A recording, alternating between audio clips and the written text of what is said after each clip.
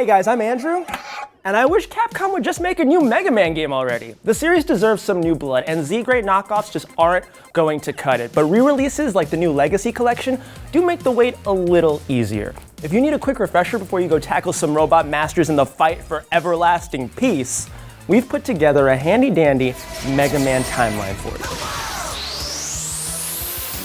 As always, there are going to be spoilers throughout, and I'm really sorry, Battle Network fans, but we're sticking to the main timeline for this one. Maybe we'll do a video once they announce Mega Man 11 for the Switch, and I hope we do because Battle Network is really dope. But let's begin with Mega Man Classic. The series starts in the year 2000X, when Dr. Thomas Light changed the world with his robot revolution, which isn't something you can say for most mall Santas. I mean, look at the guy. He looks drunk all the time. Mega Man! You must go after him. We don't know who he is, and it's dangerous to leave him alone. Light wasn't satisfied building industrial machines. He was more interested in robots that could think and feel. His first experiment was an android named Proto Man, who escaped the lab before he was completed. Next, Light built a brother and a sister pair of robots named Rock and Roll. Hi, my name's Rock. Who are you? I'm Dr. Light. I built you. Are you my father? These two were way more chill, and they all lived like a happy family for a little while. Meanwhile, Light's old colleague, Dr. Albert Wily, was still salty about being passed up for that Nobel Prize. He reprogrammed 6 of Light's industrial droids to conquer the planet for him. Earth's governments quickly cowered before the terror of a little metal man with scissors on his head. That's Cutman, and he's kind of a pain unless you beat Gutsman first. Seeing his father's work perverted for evil, Rock volunteered to be converted into a fighting robot and take them on himself.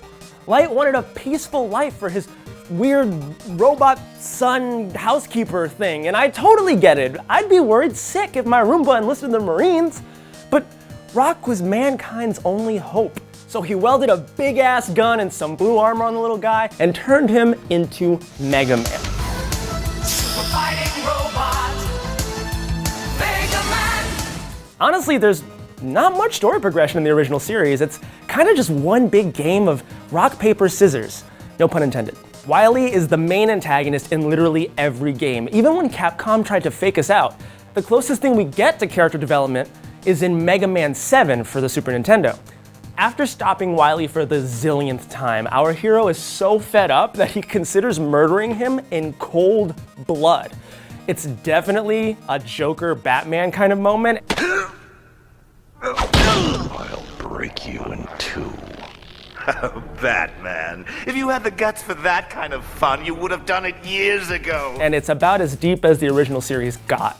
There's no definitive ending to the classic era, just kind of falls off. So let's jump forward 100 years to the era of Mega Man X.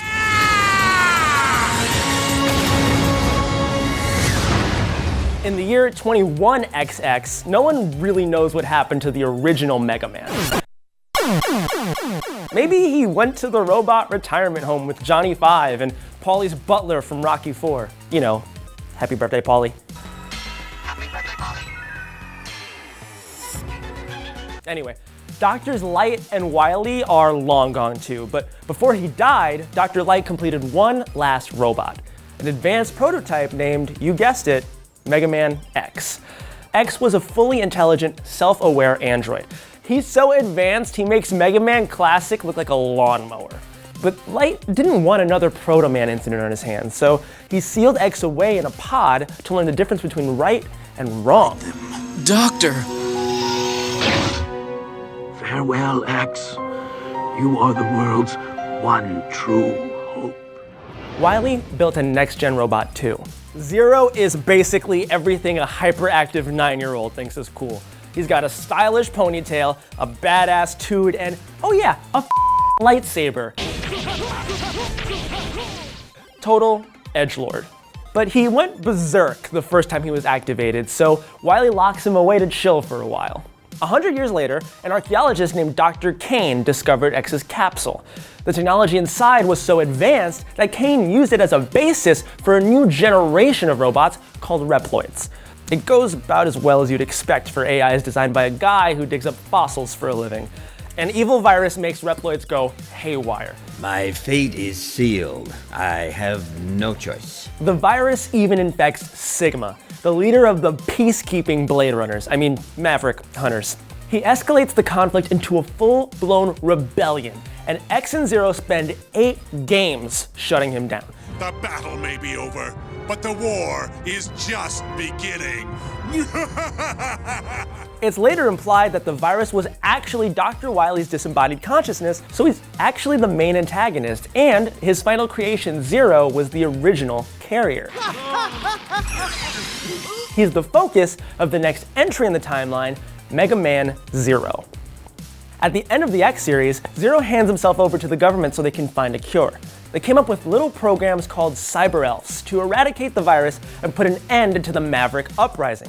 But they were corrupted by Dr. Wily, yet another mad scientist who tries to conquer Earth in the bloody and unfortunately named Elf Wars. X sacrificed himself to seal away the Dark Elf Overlord. And then for a while, the humans and Reploids lived in harmony in a super city called Neo Arcadia. They even slapped together a clone of X to run the place, but without Dr. Light's morality training, he went off the deep end. The copy X starts killing off innocent Reploids. So in the year 22XX, the robot resistance reactivates Zero in a brand new body. He destroys the copy, defeats the Dark Elf, and puts a stop to Wily at the cost of his own life. 200 years later, all that's left of Zero is a tiny biometal artifact containing his soul. Because of course robots have souls. How else could robot hell exist? Here you go. Wow, that was pretty brutal even by my standards. The two annoying kids in the short-lived MegaMan ZX series use Zero's powers to fight an evil corporation, and honestly, I'd rather talk about MegaMan Legends. This series takes place at the very end of the timeline, thousands of years after ZX. No one's sure about the exact year, so let's just call it XXXX AD, because that rolls off the tongue. We'll just call it Earth has been flooded, and tiny islands are the only surface left, kind of like Wind Waker. Also, humanity no longer exists. They fled to a space station called Elysium before mysteriously going extinct. Sound familiar? Did they just bite a whole plot from MegaMan? The dominant life form on the planet are artificial humans called carbons. They're made of organic material, but they can swap out their body parts for mechanical replacements. The total fusion of man and machine. But energy is scarce in this new world, so a lot of carbons find work scrounging up technology left behind by the ancient humans. It's a decent living, even with pain-in-the-ass pirates like Tron Bonne flying around. Our hero is MegaMan Walnut, a digger with a dark past. Before he got reformatted, he used to live on Elysium with the Master, the last living human. I remember now. I came here. I came to Terra with the Master. And then... When the Master finally died, it activates a failsafe plan to exterminate all carbons and clone a new generation of humanity to take their place. It's really scary.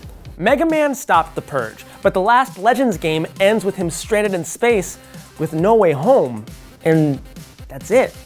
That's where the series ends chronologically, on a huge cliffhanger that sets us up for a game that never came. Anyway, I wonder how MegaMan's doing. We have to get this thing working so we can go get him. Keiji Inafune's Red Ash is supposed to be a spiritual successor, but given the disaster that is Mighty No. 9, I'm not gonna hold my breath. Seriously, just try to play Mighty No. 9. It is a disaster. For now, in the year 21-7, the MegaMan Legacy Collections are the best we've got.